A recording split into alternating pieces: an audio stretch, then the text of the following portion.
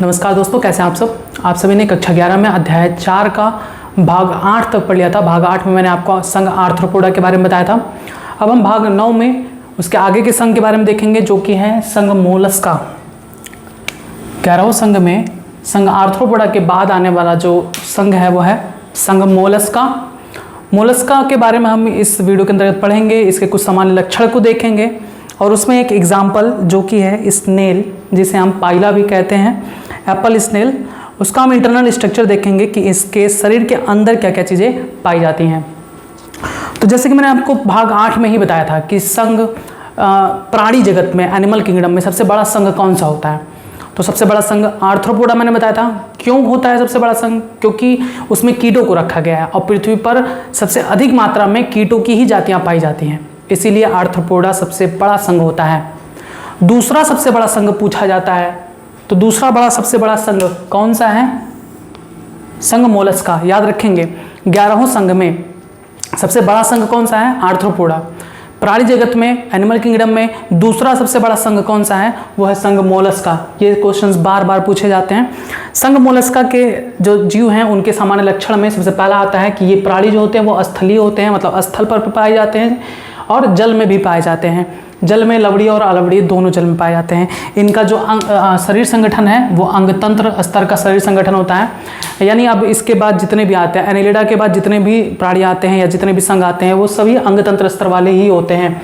इनका और जो सामान्य लक्षण मैंने आपको फ्लोचार्ट में बताया था वो ये कि द्विपार्श्वसममित होते, त्रिकोणिक और प्रगुही होते हैं। अब हम देखते हैं इस संघ मोलस्का में रखे प्राणियों के कुछ और लक्षण जो इन्हें अलग करती हैं अन्य जीवों से। इनका शरीर कोमल होता है। आपने देखा होगा घोंघा जो बरसात के मौसम में ज़्यादातर दिखता है, ये वही है, ठीक है, स्नेल। इसके ऊपर एक खोल पाई जाती है। जब हम इसे टच करते हैं तो ये अपना सर और ये पीछे वाला भाग अंदर की तरफ सिकोड़ लेता है, जिससे इसको कोई इफेक्ट ना पड़े। ये इसका कवच है, ये है इसका सेल, सबसे आउटर, जो कि किसका बना होता है? कैल्शियम का। यहाँ पर इंपॉर्टेंट है, पूछा जाता है कवच या खोल किसके बने होते हैं, तो किसके बने होते हैं? कैल्शियम के, कैल्शियम कार्बोनेट का बना होता है। तो इनका शरीर कोमल होता है। शरीर एक पतली झिल्ली कोमल के कवच के अंदर एक और पतली झिल्ली पाई जाती है, जिसे हम क्या कहते हैं? मेंटल कहते हैं। एक पतली झिल्ली मेंटल द्वारा ढका रहता है। पूरा का पूरा इनका जो शरीर है, शरीर का अंदर का जो भी चीज़ है वो एक पतली झिल्ली के द्वारा ढका होता है, जिसे हम मेंटल कहते हैं। मेंटल के चारों तरफ, मतलब मेंटल के बाहर चारों तरफ कैल्शियम का बना एक कवच पाया जाता है। ठीक, अब मेंटल और इस त्वचा के नीचे, मतलब अगर ये त्वचा का भाग है और मेंटल है, तो मेंटल और त्वचा के बीच जो खाली स्थान होता है उसे हम मेंटल कैविटी कहते हैं। इसमें एक पंख के समान, देखिए, एक पंख के समान संरचना पाई जाती है, जिसे हम क्या कहते हैं? क्लोम कहते हैं या गिल कहते हैं। और यहाँ पर जो क्लोम का कार्य है वो दो कार्य है, एक तो ये श्वसन भी करता है और दूसरा उत्सर्जन भी करता है। तो संघ मोलस्का में पाए जाने वाले प्राणियों में जो क्लोम होता है उसके दो कार्य होते हैं, एक श्वसन भी करता है। क्लोम का मुख्य कार्य श्वसन करना ही होता है, लेकिन यहाँ पर श्वसन और उत्सर्जन दोनों करता है। ठीक है, तो इस बात को याद रखेंगे, श्वसन भी करता है और उत्सर्जन भी करता है। सिर पर संवेदी संस्पर्शक पाए जाते हैं। आपने देखा होगा, वो एंटीना बोलते हैं ना उसको, जीवों में दो निकले होते हैं। यहाँ पर देखिए 3 हैं, 2 बड़े हैं, एक छोटा है। इसको हम कहते हैं संस्पर्शक, टेंटिकल्स। तो इनके सिर पर संवेदी संस्पर्शक पाए जाते हैं। फिर इनमें नर और मादा अलग अलग पाए जाते हैं। कुछ ऐसे भी होते हैं जो द्विलिंगी होते हैं, मतलब एक ही प्राणी में नर और मादा दोनों जननतंत्र पाए जाते हैं। और ये जितने भी जीव हैं ये सभी अंड प्रजक होते हैं, यानी ये अंडा देते हैं। ये सारे पॉइंट आप लिख लेंगे।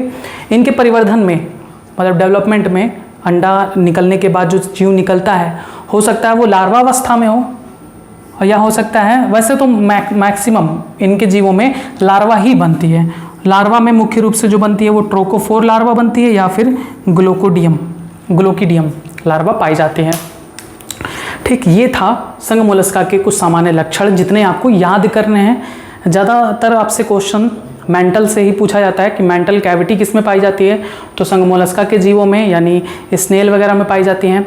और यह पूछा जा सकता है कि संघ मोलस्का का जो शरीर है वो किसके माध्यम से जो कवच होता है, संघ मोलस्का के प्राणियों को जो कवच होता है वो किससे मिलकर बना होता है, तो कैल्शियम कार्बोनेट से मिलकर बना होता है।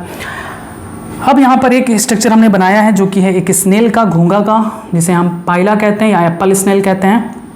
इसका इंटरनल स्ट्रक्चर है।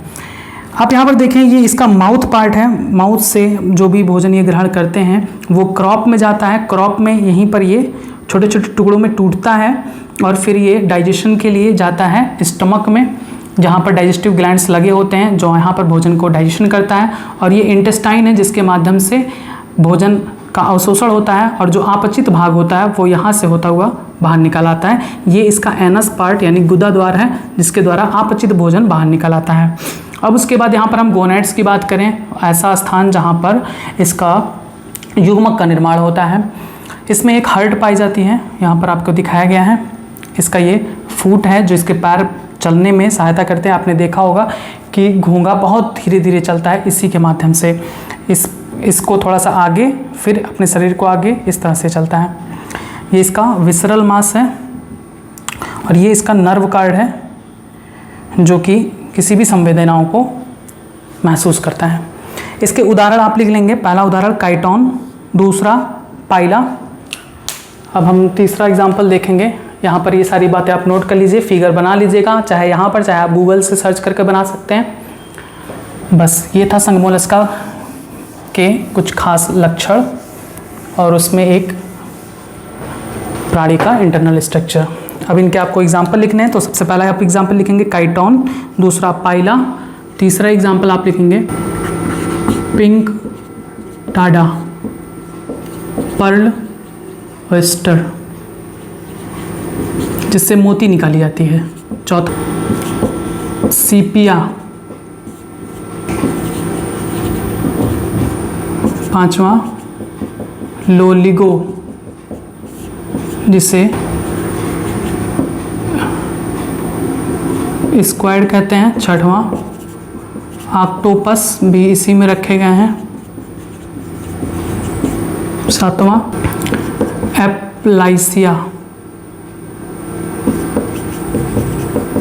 एप्लाइसिया जिसे सी हेयर कहते हैं, या इसे समुद्री खरगोश कहा जाता है, समुद्री खरगोश।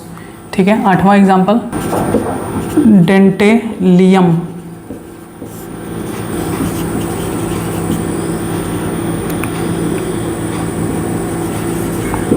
जिसे हाथी दांत कहा जाता है, हाथी दांत। नौवां एग्जाम्पल यूनियो।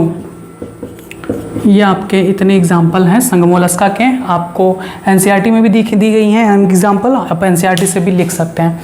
तो यहाँ पर ज़्यादातर क्वेश्चन मेंटल कैविटी से पूछा जाता है और दूसरा क्वेश्चन आपका ये पूछा जाता है कि क्लोम किसमें श्वसन और उत्सर्जन दोनों का कार्य करता है, तो संघ मोलस्का के प्राणियों में।